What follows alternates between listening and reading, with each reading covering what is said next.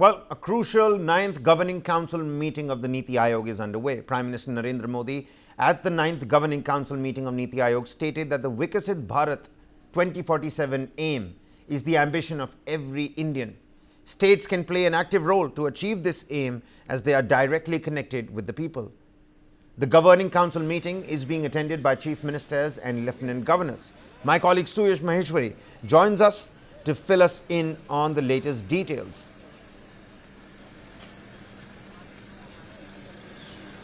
Meanwhile, even as we get in touch with Suyash, talking about themes of the ongoing Niti Aayog meeting, the Viksit Bharat 2047 aim, India as a developed country and a superpower on the global stage, what is the roadmap going to look like? Take a look at this. How do you send your suggestions for the Viksit Bharat? For our viewers, a dedicated web page has been established to give ideas and suggestions for achieving the visions of Viksit Bharat 2047. Some of those steps on your screens. You can send in your suggestions by following 6 easy steps. Now, how do you do it? Step 1 is to visit the My Government portal. Step 2 is, of course, you click share your ideas for Viksit Bharat. Step number 3 being your own details. Enter your name and your mobile email so that the government knows who got in touch. You can log in with your OTP as well. Step 4 will be to enter that OTP, clicking submit. Step 5 is going to be to select whether you're a student or you're a non-student. If you're a non-student, you got to enter your details as to who you are, essentially professional, self-employed, and then you confirm on proceed.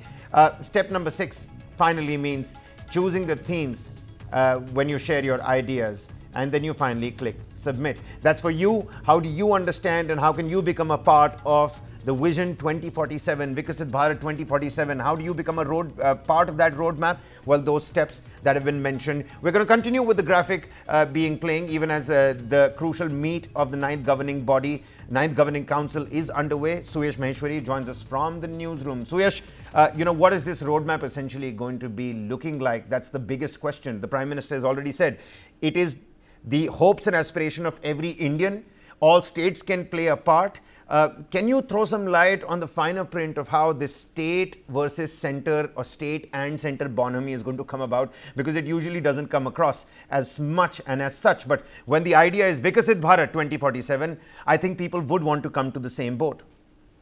Certainly, Kabir, you make a absolutely good point over there. And, this road to Viksit Bharat, or making India a developed country over the next 2 decades, set by the PM, it's an ambitious target, but it's a plausible one. For that, I think 4 key things that need to happen. I'll just state them out. One is, of course, economic growth. And when I talk about economic growth, not just boost your overall GDP number, boost it on a macro level, but also put more money in the hands of your common man, your middle class, boost their aspirational section of the society as well, improve their standards of living, and ensure that the consumption side of the economy does equally well on a more micro sort of a level. Second, of course, will be environmental sustainability. Now, India, as you know, has revised a target for obtaining 50% of all its energy needs from non-fossil fuel by 2030. So just about 6 years or so. And currently, interestingly, our energy needs are met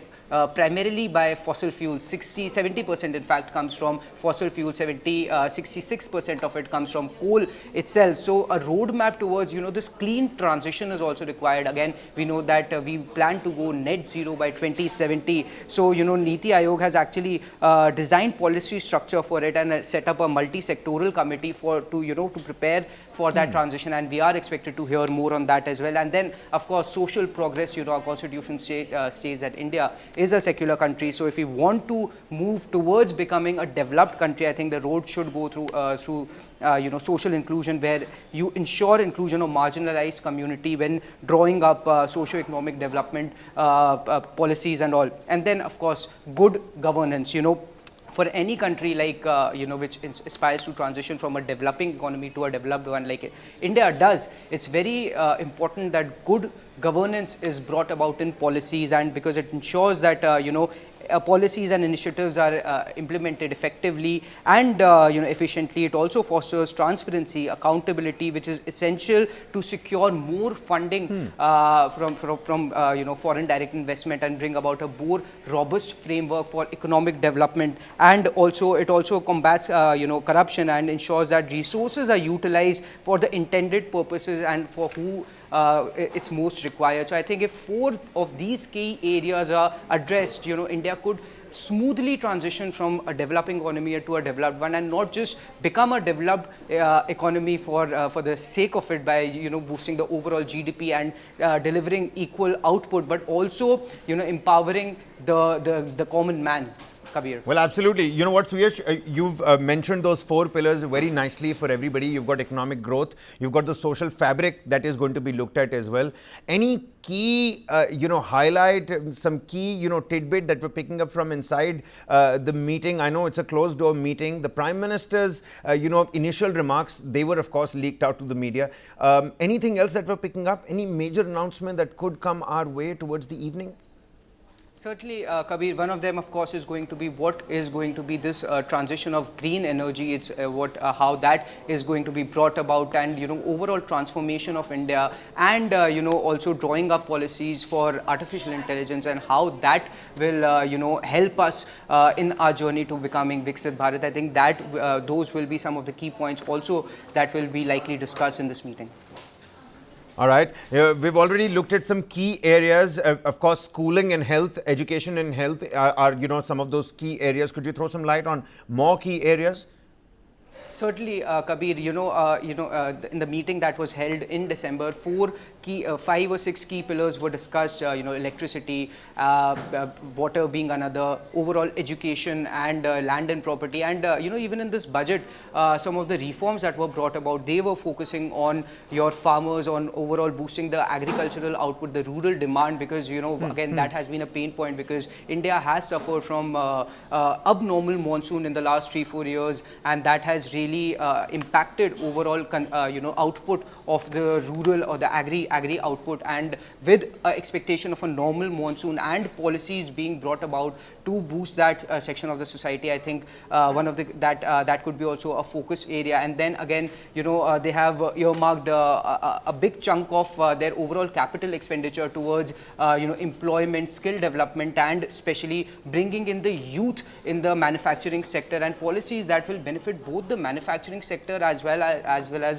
boost employment, which again has been a problem for a country. So there have been policies that have been announced by the finance minister in the budget that could perhaps foster that environment where the common man also participates in this journey of making India from a developing economy to a developed country. Right on. Suyash, many thanks for joining with us and helping us out with those latest details. We'll have to wait and find out because Tamil Nadu Chief Minister M.K. Stalin has already come out and said that the budget was, anti-non-BJP states. We'll have to wait and find out as to what kind of help is actually lent to all these, non-BJP states and what pans out at that press conference. Do stay tuned to News 9 for all the latest details vis-a-vis the Niti Aayog meeting.